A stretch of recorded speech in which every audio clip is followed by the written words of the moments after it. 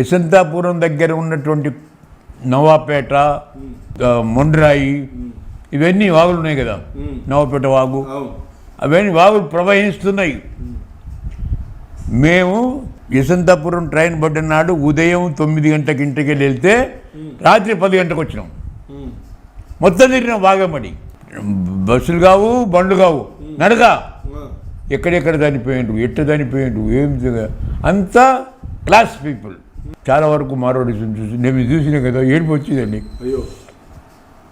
వస్తువులు పోయినాయి, బట్టలు చినాబి వచ్చాం, లేడీసు జెంట్స్ ఎవరైతే ఉంది, లీడ్స్ ఏంటి అంతా కొట్టుకుపోయి చాలా బాధపడ్డరు.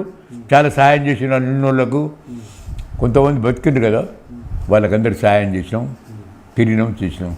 అది జరిగింది వాగుల వలన, చెర్ల వలన జరిగినటువంటిది. అది ఇప్పుడు పురాతన బ్రిడ్జ్. అది ట్రైన్ ఎట్టాగిందంటే ఇదో కంపార్ట్మెంట్, ఇదో కంపార్ట్మెంట్, దీని కంపార్ట్మెంట్, ఇట్లా టచ్ అయ్యి నిలబడ్డ కంపార్ట్మెంట్లలో ఉన్న వాళ్ళు బతికింది, తీసుకొచ్చినాం. ఇట్లా ఒక కంపార్ట్మెంట్కి ఒక కంపార్ట్మెంట్ టచ్ అయినాయి. కిందిది పోతే మీది పోతుంది, కిందిది పోకుండా అట్టే ఉన్నది. కాబట్టి ఈ మీది డబ్బాలు పడ్డది, ఆ మీది డబ్బాలు ఉన్న వాళ్ళని బచాయించాను. ఏం మనుషులు ఎట్లున్నారండి, దేవతలు. అది చాలా ఘోరాది ఘోరమైనటువంటి, అటువంటి మరణం ఎవరికి రాకూడదు.